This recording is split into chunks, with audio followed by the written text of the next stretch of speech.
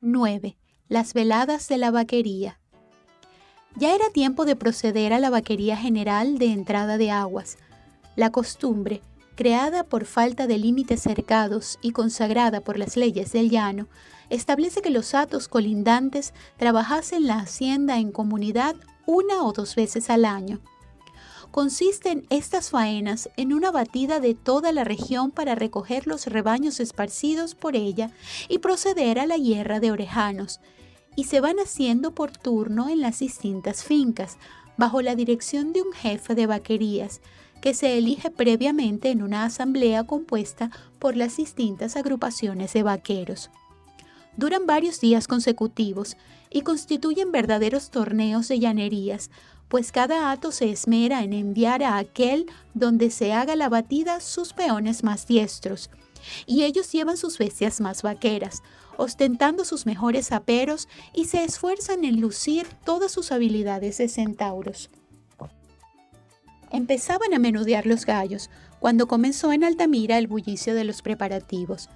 Pasaban de 30 los peones con que contaba ahora el hato, y además estaban allí otros vaqueros de Joveropando y el Ave María.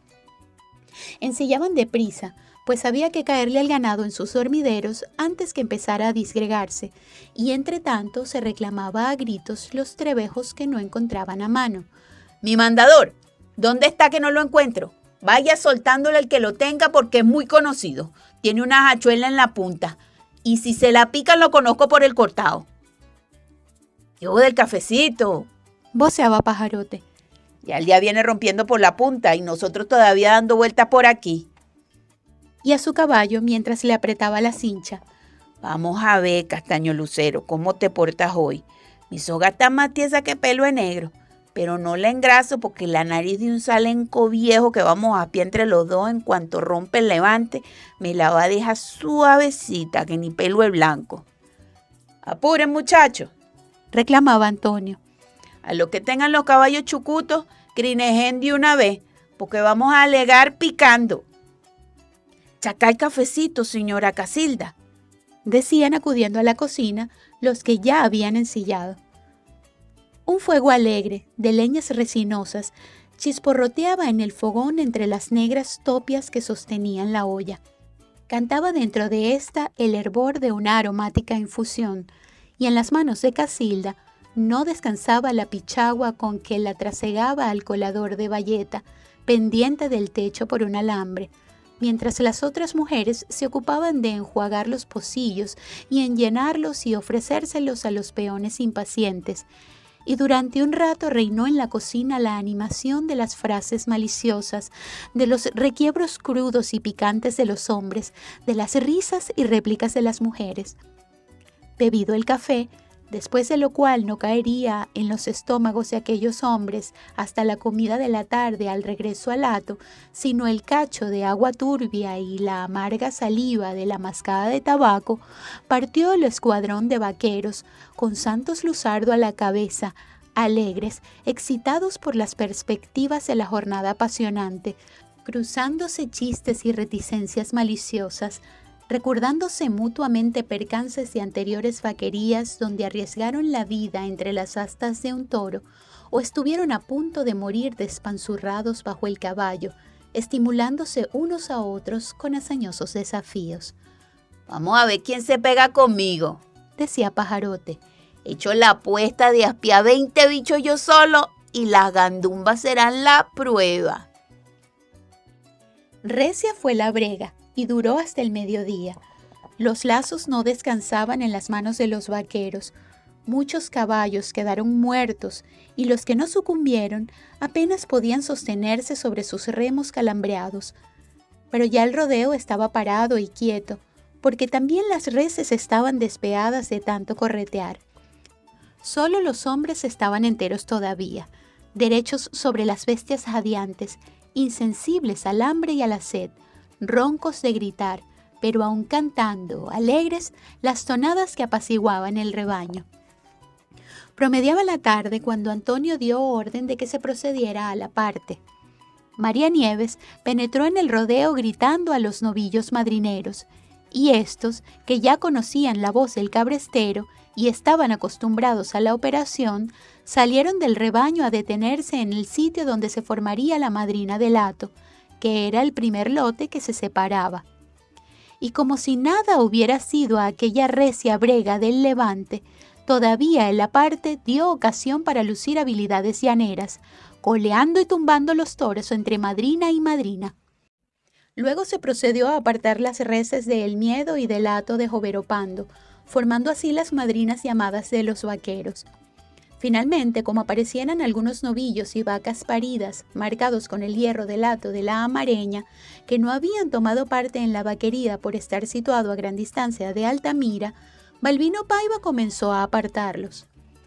Santos Luzardo presenciaba la operación sin proferir una palabra, pero cada vez que pasaba una res amareña, le miraba el hierro y enseguida el que ostentaba el caballo que montaba Paiva. Este se impacientó al cabo y lo interpeló. Porque cada vez que pasa un bicho me le mira el doctor Elanca al caballo. Porque ese caballo ha venido a correr por su hierro y no me parece que este sea el que tienen todos esos bichos que está apartando usted. Mas al oír sus propias palabras le parecieron ajenas. Así se habría expresado Antonio o cualquier otro llanero genuino. Así no hablaba un hombre de la ciudad. Balbino tuvo que dar una explicación. Estoy autorizado a llevarme las reses de la Amareña. Y entonces sí, replicó el hombre de la ciudad. Muéstreme su autorización, pues mientras no compruebe que procede en derecho, no podrá sacar de aquí una res ajena. ¿Se piensa usted quedar con ellas entonces? No debería darle explicaciones a un insolente como usted, le respondió. Pero sin embargo se las daré. Errando libres por la sabana han quedado hasta aquí esas reses, y así se irán hasta la Amarella, si de allá no vienen a buscarlas. ¡Caramba!, exclamó Paiva. Usted como que piensa cambiar las costumbres del llano. Justamente, eso me propongo, acabar con ciertas costumbres del llano.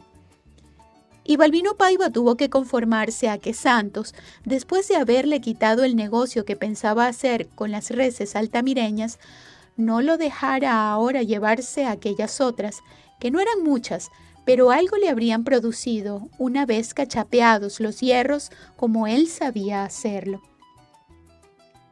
Ya venía entrando en la manga la madrina y era el momento más emocionante.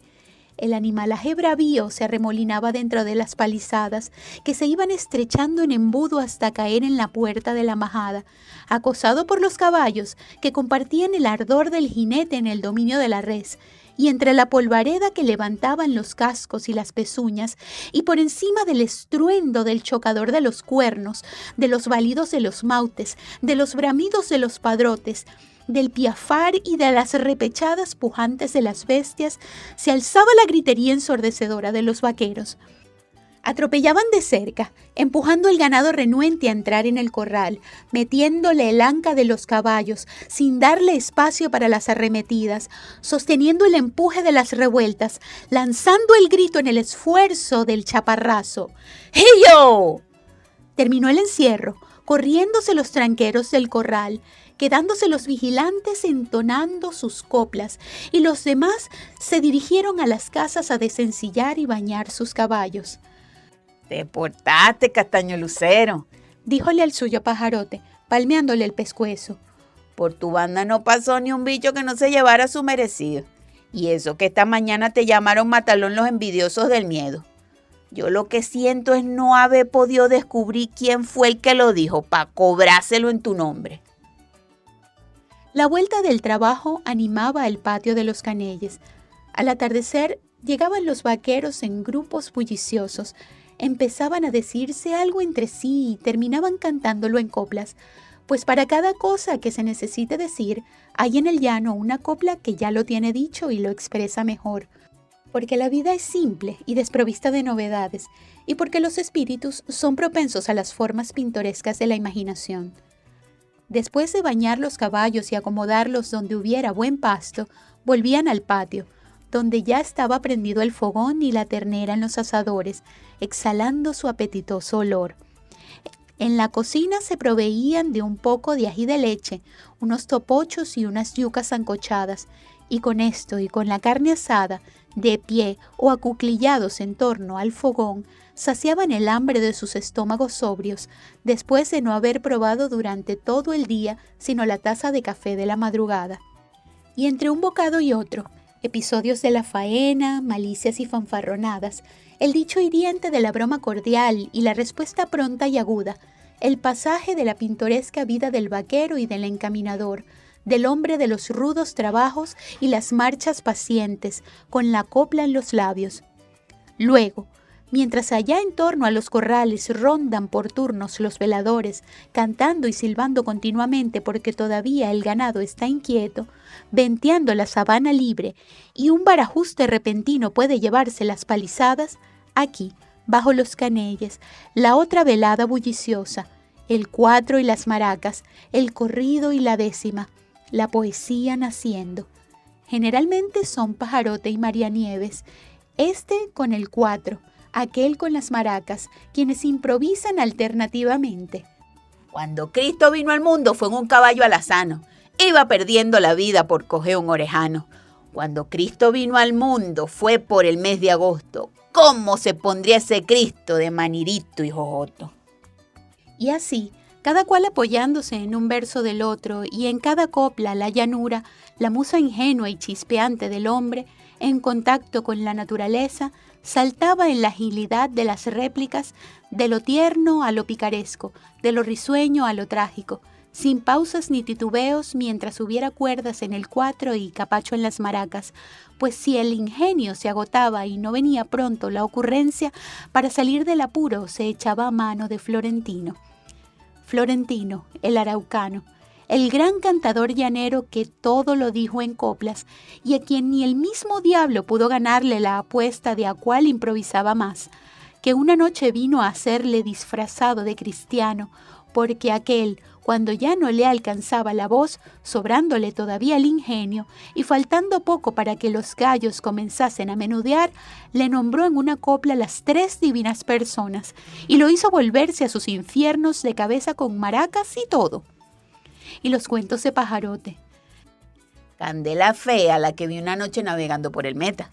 Asina, sobre un ribazo, miramos de pronto unas luces y creyendo que eran casas, nos acercamos a la orilla a ver si se encontraba algo que comer, porque se nos había acabado el bastimento y el hambre nos llevaba trozado. El ribazo era un médano y las luces, ¿qué creen ustedes que era? Un rollo como de 1000 culebras. Ave María Purísima, que se estaban restregando unas contra otras en el arenal. Era ansina como cuando se frota un fósforo entre los dedos. No sea ponderativo, vale, decíale María Nieves. Ah, caramba, es que usted no ha visto nada, indio. Métase por esos ríos para que vea cosas raras. Eso es lo mismo que el pasaje que le he contado otras veces de cuando estuve trabajando en la pesca de la tortuga del Orinoco. ¿Cómo es eso?, preguntó uno de los peones nuevos. Guau, que un día del año, ahora no recuerdo cuál, al punto de medianoche, pasó un viejito en una curiara íngrimo y solo, y sin que nadie haya podido descubrir todavía quién es ni de dónde sale. Algunos dicen que nuestro Señor Jesucristo en persona. Cierto es que se para en una punta de playa y pega un leco, que lo oyen todas las tortugas del Orinoco, desde las cabeceras, allí más arriba del Roraima hasta la boca. Esa es la señal que esperan las tortugas para salir a poner sus huevos en las arenas de las playas. Ahí mismito se empieza a oír el trueno de los millones de carapachos tropezando unos contra otros. Y esa también es la señal que esperan los que saben para salir a cazar las mancitas. Y antes de que se rompiese en risas el momentáneo silencio de la credulidad. Y lo del dorado que vieron los españoles, yo también lo he mirado. Ese resplandor que algunas noches se distingue desde aquí por los lados donde cae el Meta. Esas son quemazones de la sabana, Pajarote. No, señor. Vale, Antonio. Yo le aseguro a usted que ese es el dorado que mentan los libros que usted me leyó una vez.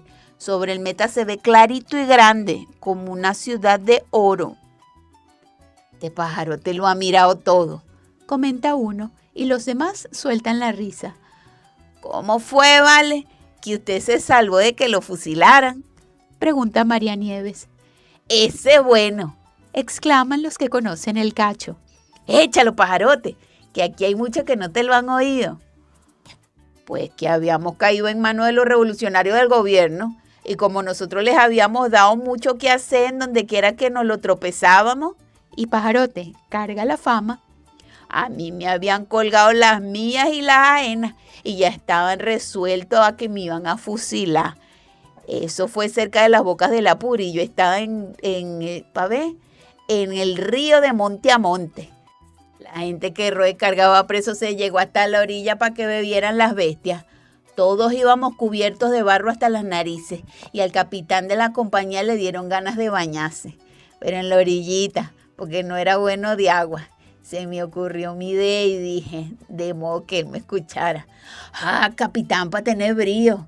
Yo en el pellejo de él no me estaría bañando ahí tan tranquilo con la caimanada que hay en ese río. Me oyó el hombre y como cuando uno empieza a hacer la diligencia para salir de un mal paso, ahí mismo está Dios haciéndose cargo de los demás. Se le ocurrió también al capitán su idea, que no era muy bendita, y me preguntó, ¿y usted no es llanero, pues? Sí, mi señor capitán, le respondí mansita, sí.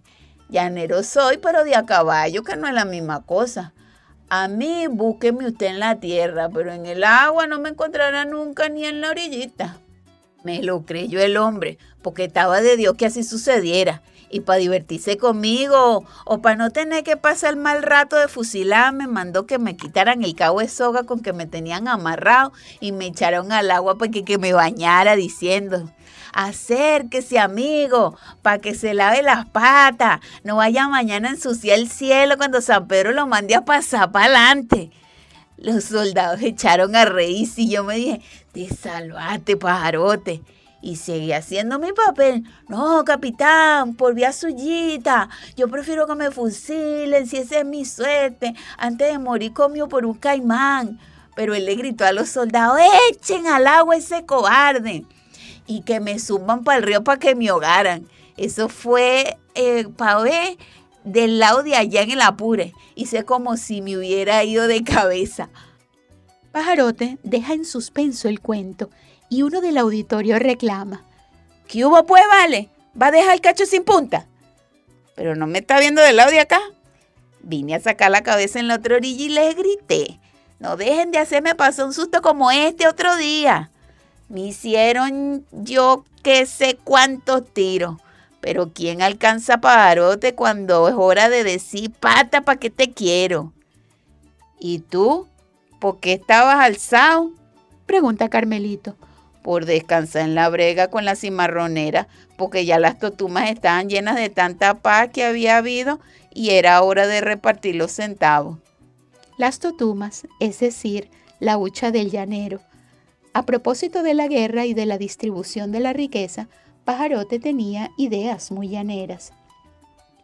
Sábado por la noche, velada de amanecer bailando, se desocupó el canecillero, se abrió y se regó convenientemente el piso, y en cada horcón se puso un candil. Ya se estaban friendo los chicharrones, y Casilda tenía preparados el carato de acupe y el dulce de ciruelas. Había además un cuarterón de aguardiente.